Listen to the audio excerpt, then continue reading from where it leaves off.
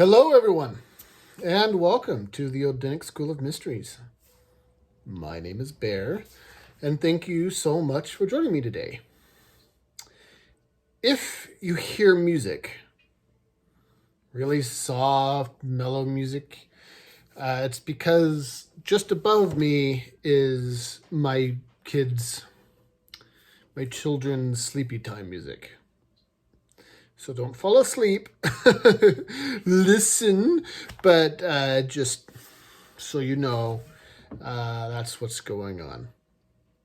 This is after Yule. I didn't do a video during that winter festival, Yule festival, but I wish to say Happy Yule to you, my friends, and all of you out there. I hope you had a wonderful holiday. So, and you're not allowed to do a toast without drinking. Here we go. Good evening. One of the things I wanted to talk about was I'm not even sure what the correct way of pronouncing it is, but it's called the Valknut. Valknut. It's that there's a famous Norse symbol that's three interlocking triangles all together. And I figured that, what the hell? I'll add my voice to the chorus of people who talk about these things. And I think it would be kind of a fun thing to do. Before we begin, there's a few disclaimers I want to make right away. One, anyone who says that they know the absolute historical meaning behind a lot of these symbols, whether it's the Valknut or the runes or the weapons dancer or any of these Old Norse symbols, there really isn't anything specifically historic that we really know anything truly about them, right? There's not anything that we have that says Valknut means this rune means that. We don't have that. And anyone who says that they do have that is lying. We just don't have that. And even with a lot of the ones we do have some information on, let's say like the Helm of Awe symbol, which is really popular. Those were listed in medieval manuscripts. And in my opinion, and I think the opinion of a lot of others, those kinds of manuscripts are very poor reference material. They made a lot of shit up in those kinds of old manuscripts and stuff. So you have to be really careful when you're dealing with people, especially on YouTube and stuff, that there really isn't we don't really know historically.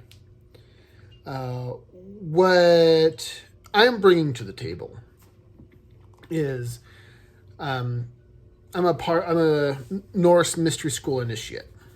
I was brought up in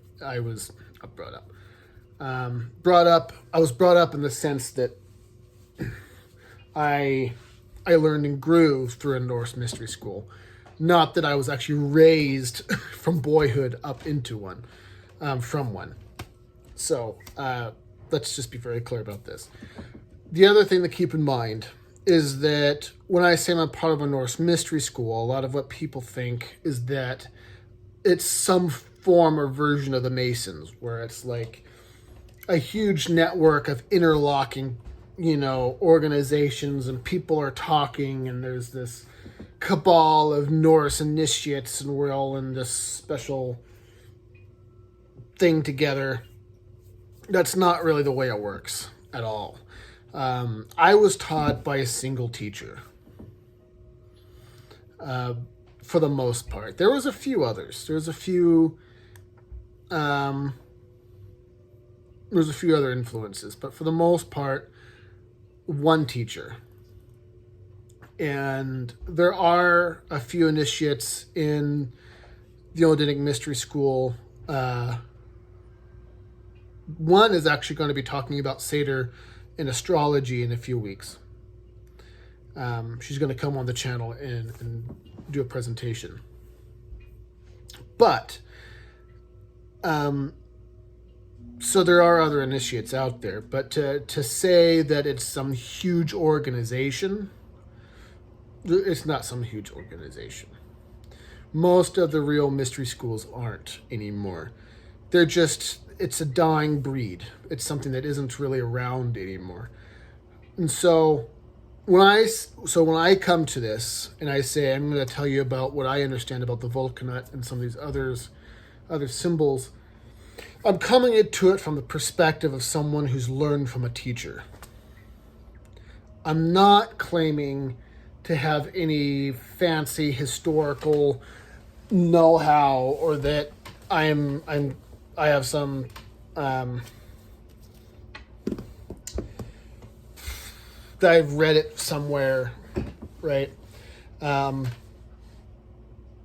coming to it as someone who's learned from a teacher.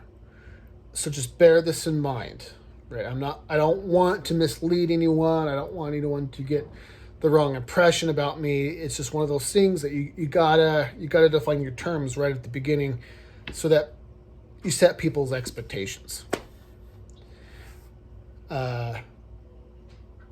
With that said, I think it's a fun thing to talk about. I'm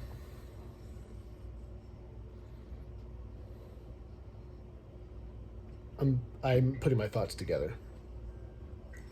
I don't edit these, and I always do these without notes. I know this is a brief aside while I'm trying to get my thoughts together. The reason for that is that the mysteries were always taught orally. I typically don't try and make these very fancy, and I typically don't try and edit anything that I say. There has been a few instances in the past where I've had to snip something, but I try and make that very few and far between. So when I'm talking and I'm presenting these things, I have no notes. I have nothing I'm really looking at. It's just coming from in here and up here.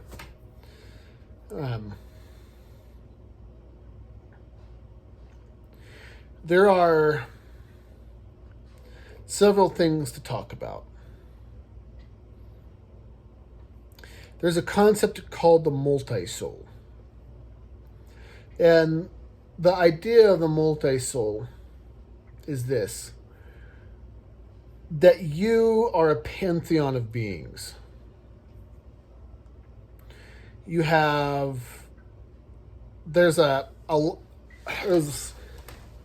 you could go get pretty far down in the nitty-gritty in the weeds with this, but we'll say, for the sake of simplicity, that your body has its own will, its own wants, its own idea of what it thinks it needs and should have. We'll call that the ego, right? It's your body, the will and wants of your body. You also have a mind. Your mind is separate from you, and it's separate from your body. And it has its own wills and wants. It's self-willed. It has its own desires. And you also have a spirit. And what we could say, and the way I'm defining a spirit in this instance, is that it's the real you. It's the you that is the eternal divine spark. And so the way you could think of it, a really quick way of thinking of it, is that it's like a ship. The hull of the ship, the actual boat, is your body. Your mind is the rudder, and the real you sits inside the ship. If that makes any sense.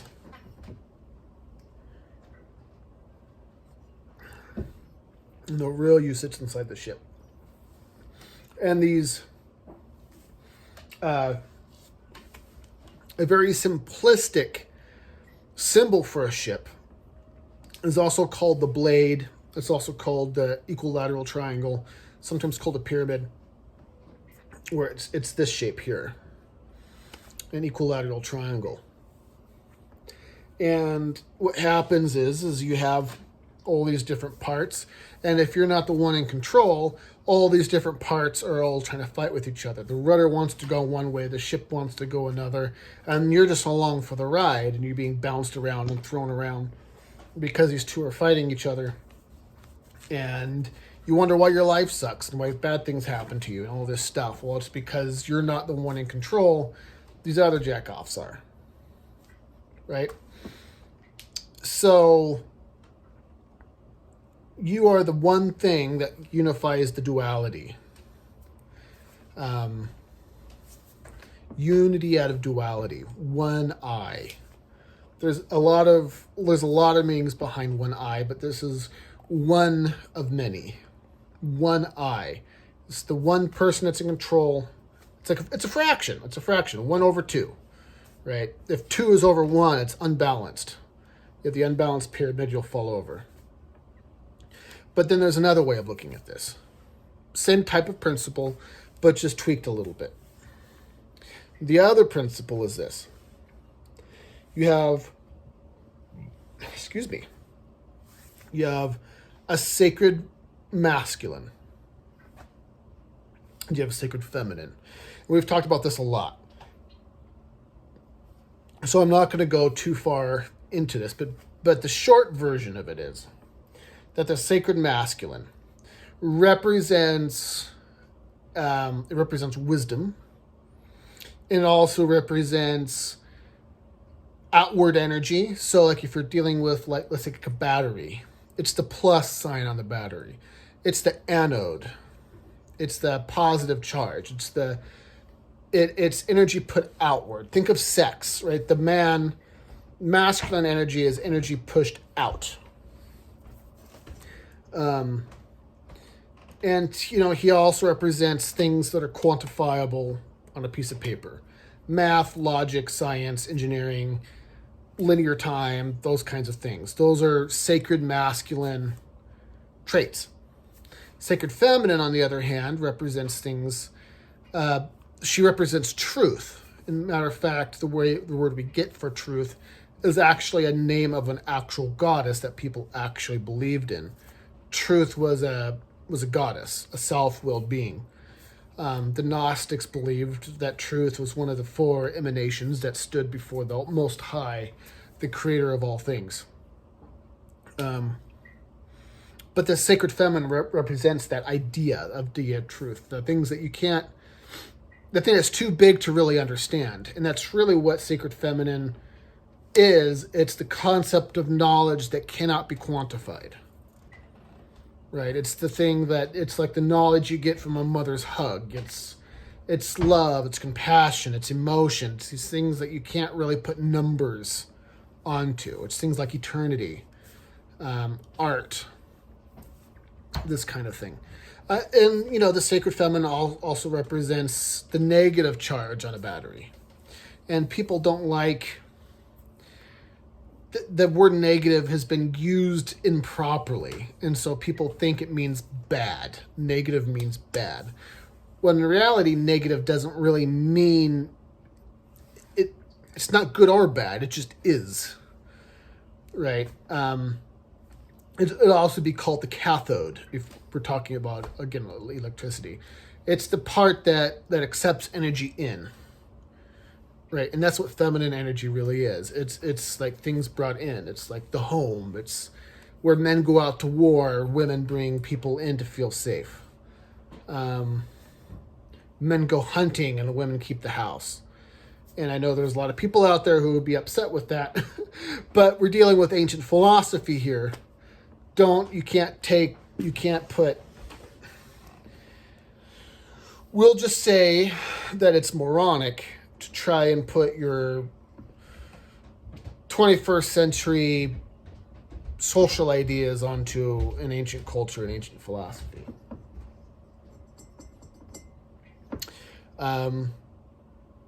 So you have these two forces, the sacred masculine and the sacred feminine, and they operate. They're the duality, right? We're talking about a triangle. They represent duality. They're the two things that sit on the bottom of the pyramid, but they also have a sun.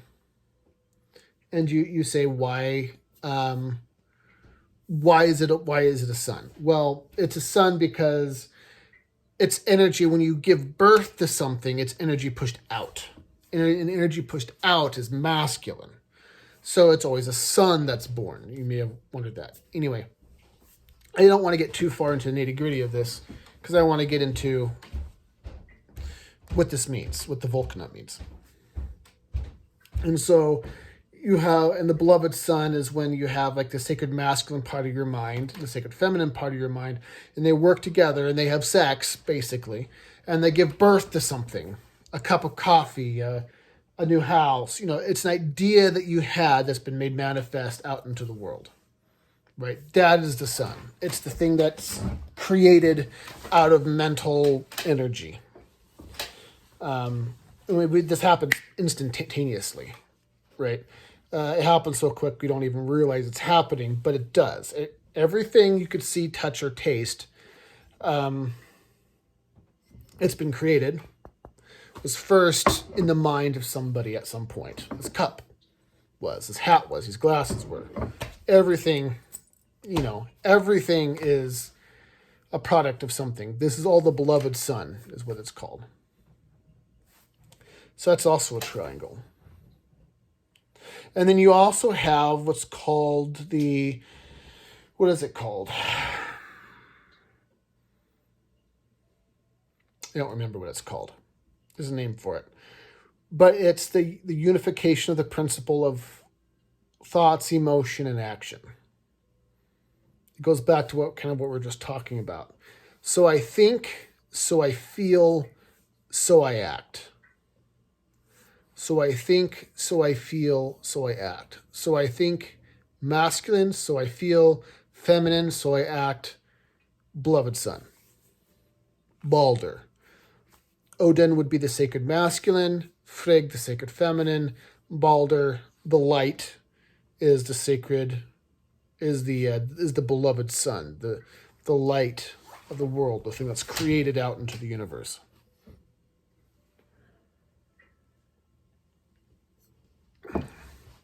Clear as mud?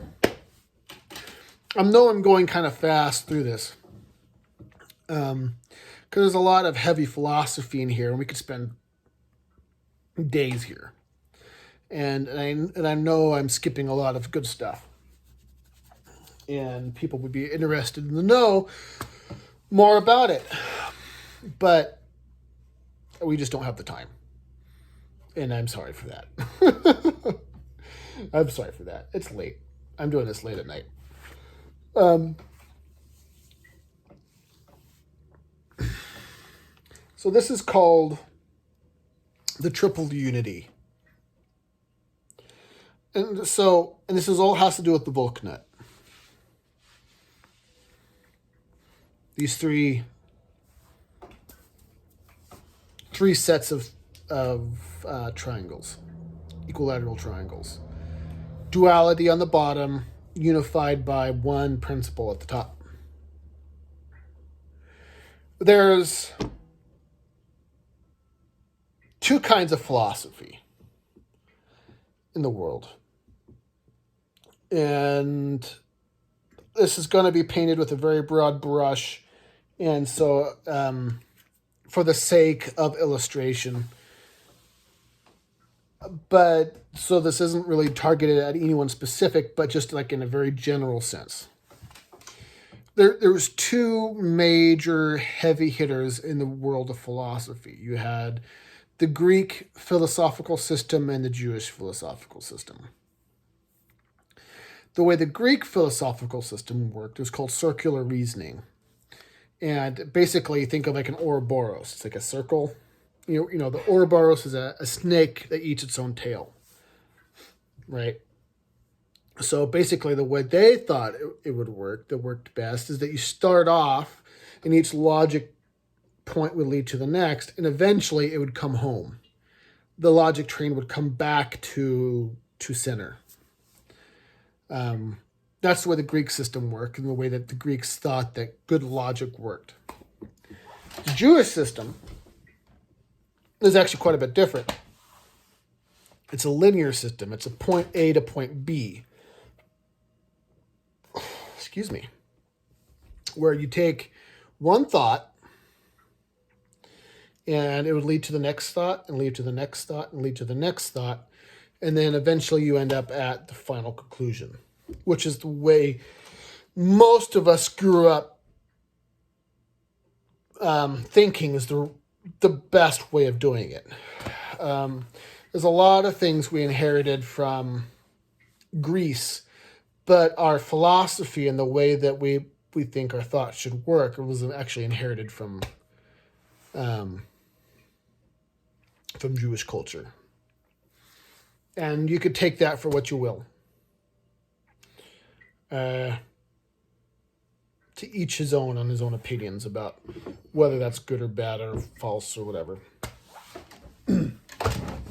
Anyway, but that's not really the point. The point is you have these two systems. And the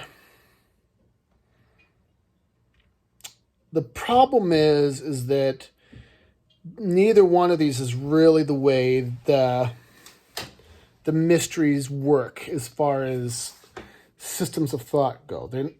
In the mystery schools, we don't see that as a benefit. For instance,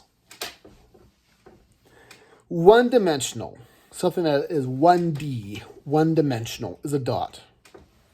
It's a piece, it's a ink speck on a piece of paper. It's just a dot. 2 dimensions is a line. Point A to point B, which is be like what we would say like the Jewish thought system would be, was 2-dimensional. Point A, dot, point B at the end.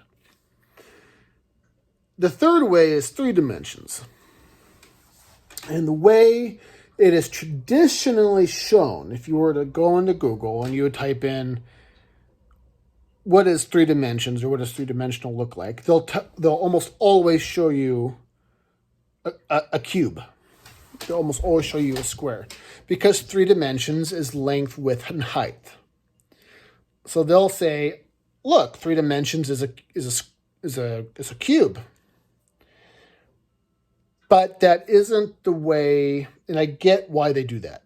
I'm going to say that right off the bat. I'm not saying it's wrong. I understand why it's done that way. But the big but, there's a difference in there.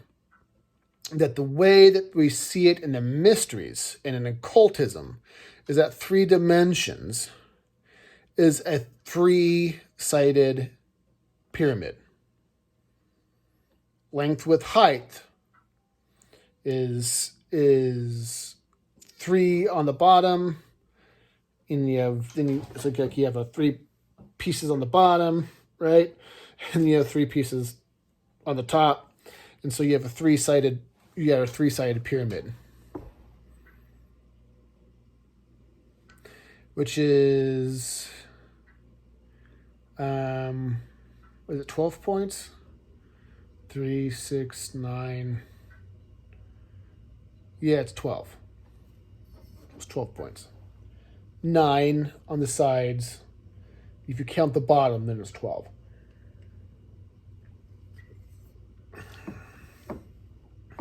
And 9, of course, is the sacred number of Odin. It just depends on how you want to count it. But there's many reasons for this, why we say that this is actually the real 3 dimensions.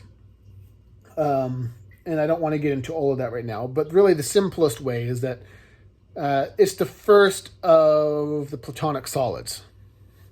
It's the first dimension in which life can exist. It's the first shape. People, they don't folks don't really understand that numbers, there's a reason why in Pythagorean philosophy that 3 was the beginning of the number system and 1 and 2 were kind of left out. And the reason for that is because of the Platonic solids, that 3 is the beginning of the capacity for life. You understand? That 1 is the monad, 2 is the duad, and 3 is the tetrad. And it gets so complicated, and we just don't have time to get into all of it because we're 25 minutes in, almost half an hour, and we haven't even talked about the Valknut yet. Because, and this is the issue with a lot of this kind of philosophy is there's so much you have to fill someone in before you can even get to the good stuff. It's like learning how to play the harp. I had a friend of mine who was a harpist, and she said that the hardest thing about teaching people to play the harp is that you have to study for months and months before you get to play anything cool. Whereas like the guitar, you learn 3 chords and you could play half the rock songs ever created. With the harp, there's so much work you have to do before you can actually get to somewhere that's fun. 3-sided pyramid. Right, Odin's spear. The triple unity. Right, it's the unification of all the sets of 3 in the philosophy. Thoughts, emotions, action. Sacred Mother, Sacred Father, Beloved Son. So I think, so I feel, so I act. I think I got the 3 of them right. These are the really important 3s. These really, because they all have to do with mind. They all have to do with the gods. And they all have to do with how to make real change in the universe, which is what the spear represents. The spear is a symbol for how to make effectual change, right? And there's always a light at the top. The top of that pyramid is always a light. It's always glowing. And that's because that's the transformational principle, that principle of change that makes things different. Right. And so when, like Odin's spear was pierced within him, that it does 2 things. It's a symbol for multiple things at once. But, like 2 of the major ones is that 1, it's causing the change within him. That change is happening inside of Odin as he hangs on the tree. And the other is the refinement by fire, which kind of goes on like with the first one, which is you suffer. All that nonsense is being burned off of you until you become a pure being. Right, which is the whole point, really, I think, of the underworld, is to burn off all the shit so that you could actually ascend into something better. But this is where we get into the Valknut. And you could tell me how to pronounce it. I don't know how to freaking pronounce it.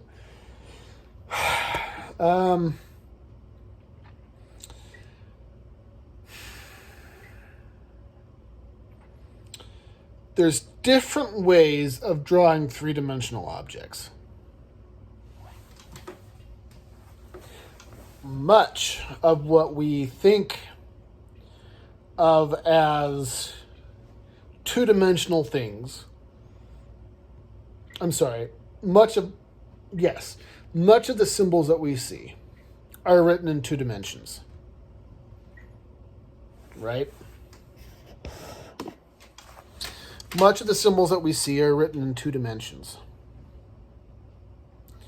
People don't realize that what we're doing is actually looking at something that is 3-dimensional and something that is moving. This is the great mystery, is that we're looking at movement. We're not looking at things that are static. If you ever go and you look at the flower of life, for example, I think this is correct. I could be getting there. There's a couple versions of this where you have like a circle and then you have the circles all around it. That's the circle version of it's called a tesseract or a 4-dimensional cube. Some people call it the hypercube. The dark occultists love the hypercube because the hypercube represents, I imagine it represents a lot of things, but the easy, short, skip a lot of things answer is that basically it represents mind control and slavery. It keeps, it's the mind that is always entrapped within a box. But the flower of life is actually a similar thing. Like if you go and look at, for example, an animation of a hypercube, you could go on Google right now, you could pause the video, go look up hypercube and type it in and look for an animation of it. You'll see it. It's a movement. It's something that's changing all the time. There's a two-dimensional way of representing that movement. Right, and it looks like a mess.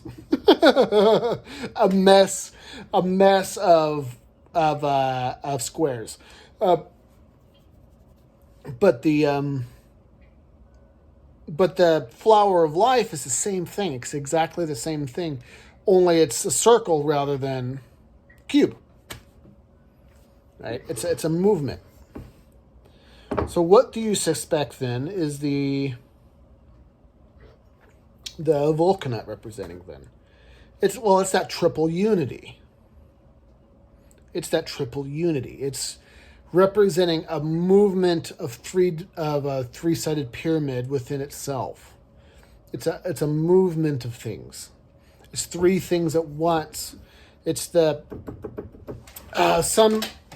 some people call it the three faces of God or the triple goddess. In especially if you're dealing with, sorry, why am I doing this all best? There we go. The triple goddess. Like if you're talking about Bridget, for example, she's a triple goddess. It's that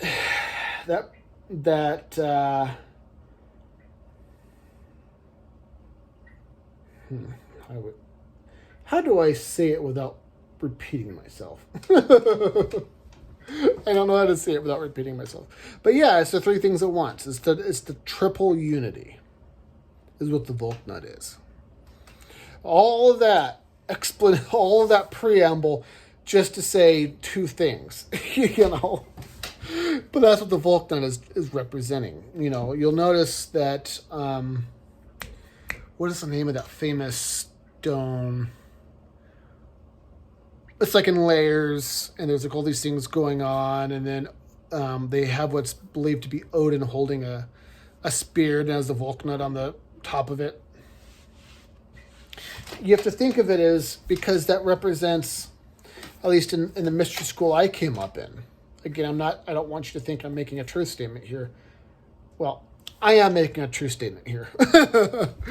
But it's true in the sense of the school that I came up in. Right, we'll just say that. In the sense of the school that I grew up in, it represents causality itself. Causality changing into effect. It's that sacred masculine, the sacred feminine. It's that thought and emotion. It's that thing that changes from mental universe into something that's physically created and changed in the universe. And it doesn't even have to be like it's not even something that like a physical object even. It's like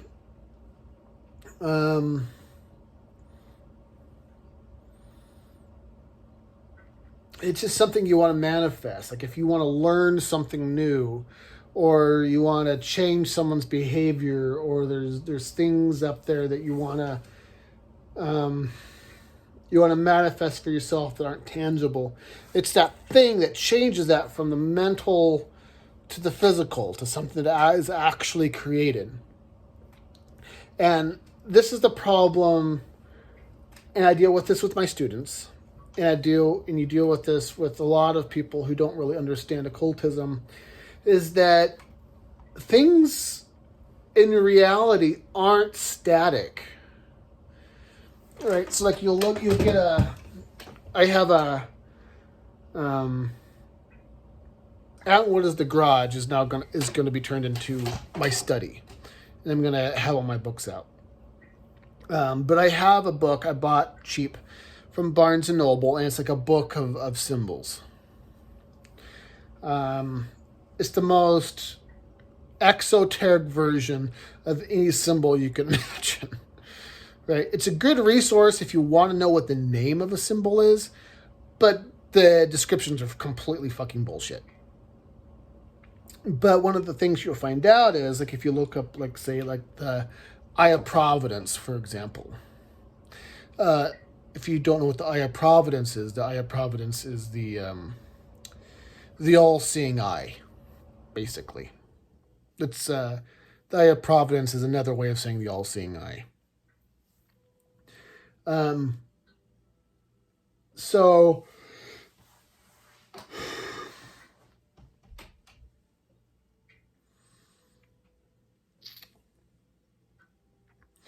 they'll give you a this means that explanation.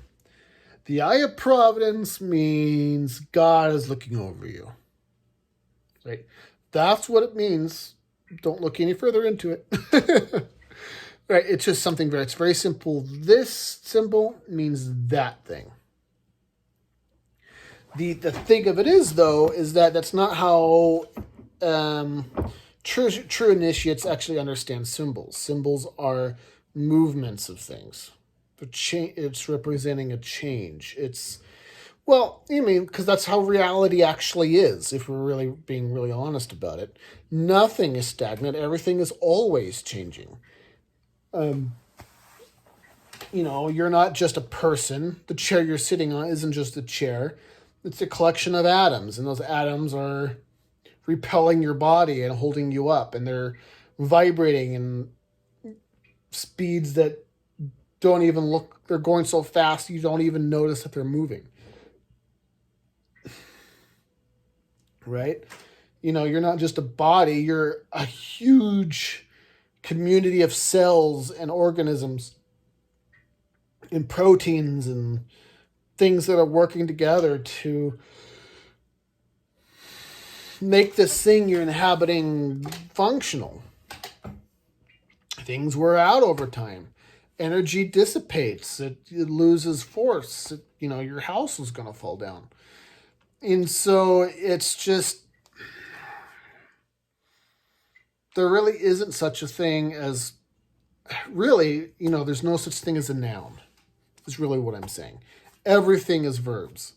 Like Alan Watts said, the famous esotericist and yogi, maybe you could call him a guru, I don't know. But he said, it's not a cat, it's a catting.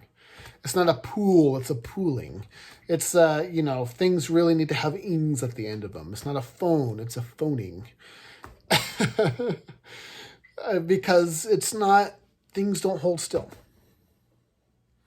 And so symbols, when you look at these things, you got to get out of the mindset, I think, that what you're dealing with here is something simple. And if you just know the simple thing, then suddenly you're going to be able to know all the secrets of the universe and change things with your mind. That's not really the way it works. And any true initiate of any true mystery school will tell you that's not how it works. But that's just, I guess that's just the way, what we have to deal with. Right? People think it's like Harry Potter and you wave your wand and all of a sudden you summoned yourself a donut. It's not really quite the way it works. But that is really what the Valknut is.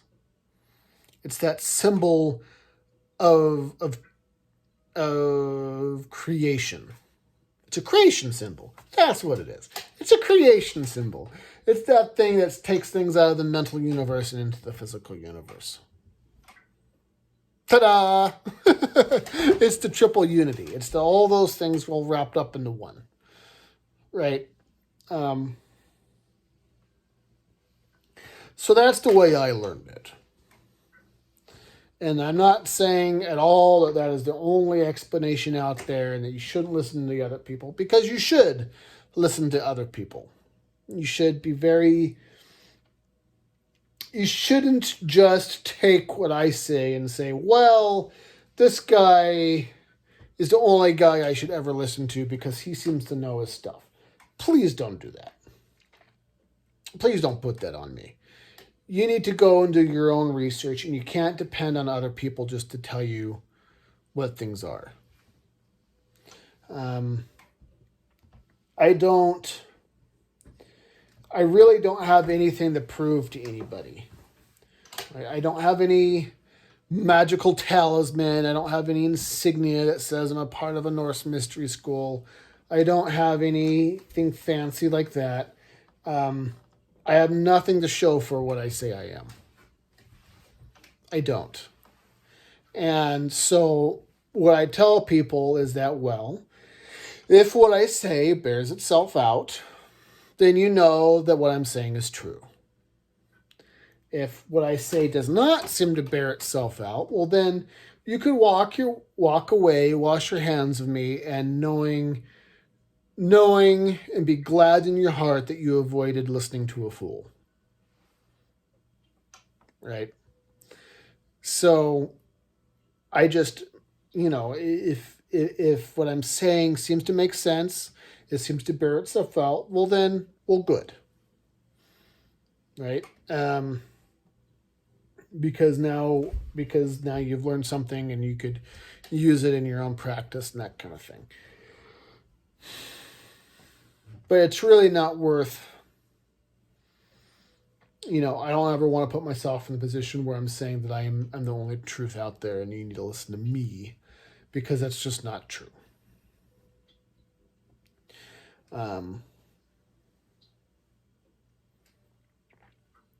There's a motto in the Odinic School of Mysteries, in the Odinic Mysteries in general, I would suppose, that's complexity through simplicity.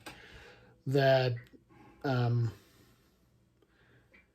simple things yield complex results. And I hope that you understand that, and you're able to focus on that, and you're able to make good decisions, and that you take the truth for what it is, and you disregard the rest, and you integrate it in your life as best you can. And yeah. If you've liked what you heard today, please like, share, and subscribe, of course. You know how this works, probably. You're not new to YouTube. Everyone has to get you to try and subscribe, which is remarkably difficult to do, actually. It's very difficult to get someone to hit the subscribe button. It seems so simple, but it is really hard. So if you like me, please share. If you don't, then you could leave me a nasty comment if you want. So far, my channel isn't very big, but so far I've kind of lucked out in that regard. Not a lot of nasty comments, but it's only a matter of time. So I hope you all have a wonderful evening. I'm going to finish my alcoholic beverage that is in this alcoholic beverage holder, also called a cup. And I will talk to you all soon. Oh, before I forget, look forward to the week after next. Alex, who is an initiate of the Odinic School of Mysteries, will be doing a presentation on Seder, or known in a common vernacular as astrology. She has a unique gift for it. She's very good at it. She's very smart, and you will get a kick out of her, I promise. So look out for that. And I am also going to be doing another Q&A coming up here soon, so get your questions ready. I'll post a little short video ahead of time so people have a chance to comment and ask questions. And then I'm also going to start, because now that I moved, and I'm able to start doing these a lot more readily than I was before. Excuse me. Pardon me. I'm going to be able to start doing some decent video editing. Again, I don't want to edit it in my audio per se, but I want to be able to put up visuals. And so when I say things like, this is a Valknut, you actually get to know what the hell I'm talking about. Because that is nice. Having nice videos and nice visuals is nice. People like looking at pretty things. So without further ado, I hope you'll have a good evening and you sleep well and have a good rest of your day or night or morning. Bye-bye.